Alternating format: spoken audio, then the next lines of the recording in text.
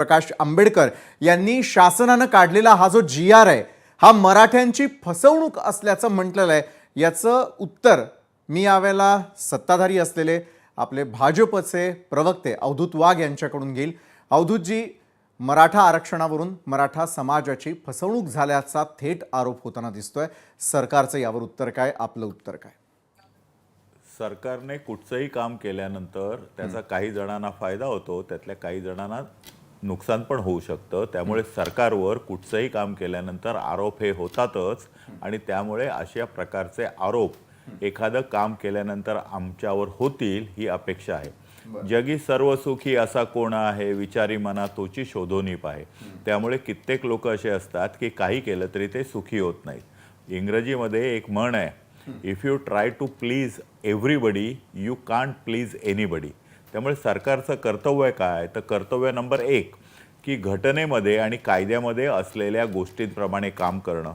दुसरी गोष्ट, कोणावरही जास्त ममत्व किंवा कोणावरही दुजाभाव न दाखवता काम करणं आणि सर्वांना समान दृष्टीने न्याय देणं।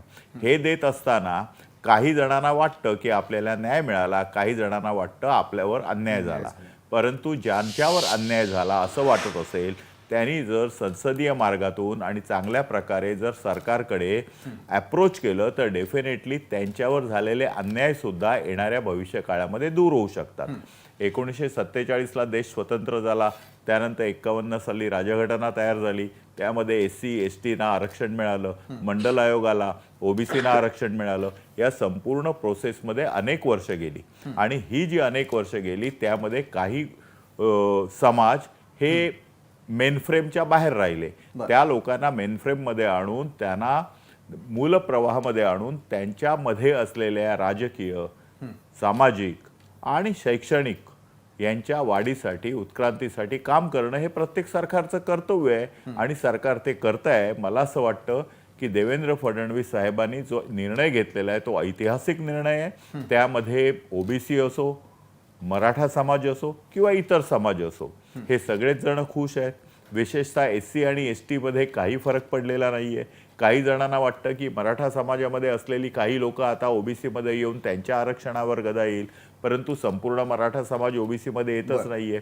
कुणबी ही जात जी आहे, जी डेफिनेटली आधी शेड्यूल्ड OBC मध्ये आलेली आहे आणि OBC ही एक जात नसून एका जातीचा वर्गसमूह आहे। यामध्ये अनेक जाती नंतर आलेले आहेत। आधी OBCंचा जो समूह होता त्यामध्ये 1-2 जाती आलेल्या आहेत, आणखीन 1-2 जाती आल्या आहेत, याच्या पुढे पण येत राहतील।